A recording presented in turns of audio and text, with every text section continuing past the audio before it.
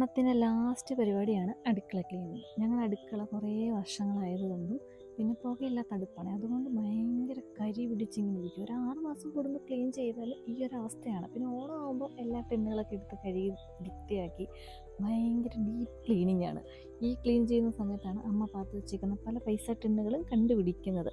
അങ്ങനെ എല്ലാം ക്ലീൻ ചെയ്യുന്നു. ഈ ക്ലീൻ ചെയ്യലെന്ന് വെച്ചാൽ പെട്ടെന്നൊന്നും ഈ മാറാല പോവില്ല, അതിങ്ങനെ അടിഞ്ഞു കൂടിയിരിക്കും. അതൊക്കെ ഒന്ന് ക്ലീൻ ചെയ്തെടുത്ത് ഈ അരകല്ല് ഞങ്ങൾ അധികം യൂസ് ചെയ്യാറില്ല, വല്ലപ്പോഴും മാത്രം ഉപയോഗിക്കുന്നൊരു സാധനമാണ് ഈ അരകല്ല്.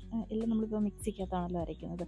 എന്നാലും എനിക്ക് പഴയ രീതിയിൽ അരച്ച് ചമ്മന്തിയൊക്കെ കഴിക്കുന്നതാണ് ഭയങ്കര ഇഷ്ടം. ഞാനിങ്ങനെ വന്നു കഴിഞ്ഞാൽ അമ്മ ഇങ്ങനെ നിർബന്ധിക്കും, ഇതിലരയ്ക്കണം പറഞ്ഞ്. അങ്ങനെ ആ സമയത്ത് മാത്രം എടുക്കുന്നതാണ് ഈ അരകല്ല്. അതുകൊണ്ട് അതൊക്കെ ക്ലീൻ ചെയ്യുന്നത് എൻ്റെ പരിപാടിയാണ്. അങ്ങനെ അമ്മ ടിന്നുകൾ കഴുകുമ്പോൾ ഞാൻ അടുക്കളയിലുള്ള സാധനങ്ങളൊക്കെ തൂത്തുവാരി കഴുകി പറക്കി വയ്ക്കും. നല്ലപോലെ ക്ഷീണിച്ചിട്ടുണ്ട് ഞാൻ. വീട്ടിൽ വന്നു കഴിഞ്ഞാലുള്ള എൻ്റെ കംഫർട്ടബിൾ കോൾ ഇതാണ്. നീ കമ്മലിടുന്ന ഇഷ്ടമല്ല, മാലയിടുന്ന ഇഷ്ടമല്ല, ഈ ഇടതൊട്ട് മാല ഇട്ട് തുടങ്ങി. പൊട്ടും ഇഷ്ടമാണ്.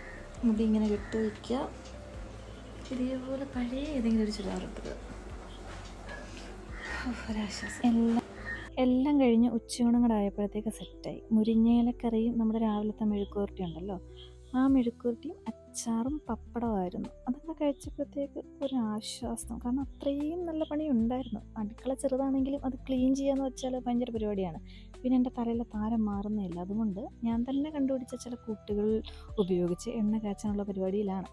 അങ്ങനെ എണ്ണയൊക്കെ കാച്ചിട്ട് ആ സമയത്ത് അമ്മ ചായ ഇട്ട് തന്നു, അതും കുടിച്ചു. എന്നിട്ട് ഇനി നമ്മൾ നാളെ അത്തം ഇടാൻ വേണ്ടി കുറച്ച് ഇലകൾ പറിക്കാനായിട്ട് ഇറങ്ങിയതാണ്. എനിക്ക് ഭയങ്കര ഇഷ്ടമാണ് ഇങ്ങനെ ഇലകളൊക്കെ വഴിയിലൊക്കെ പോയി പറിച്ചെടുത്തെന്ന് പറഞ്ഞാൽ അത്തം ഇടുന്നത്.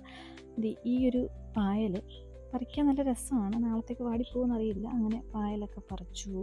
പിന്നെ വേറെ കുറച്ച് ഇലകളൊക്കെ ഇങ്ങനെ എടുത്തിട്ടുണ്ട്. അങ്ങനെ ഇലകളൊക്കെ നുള്ളി പറിച്ചെടുത്ത് കവറിനകത്താക്കി അമ്മ അതിനിടയ്ക്ക് പാലും മേടിച്ചുകൊണ്ട് വന്ന് എല്ലാം കൂടെ പറിച്ചെടുത്തുകൊണ്ട് ഇനി ഞങ്ങൾ നേരെ വീട്ടിലോട്ട് പോവുകയാണ്. ഇതാണ് എൻ്റെ വീട്.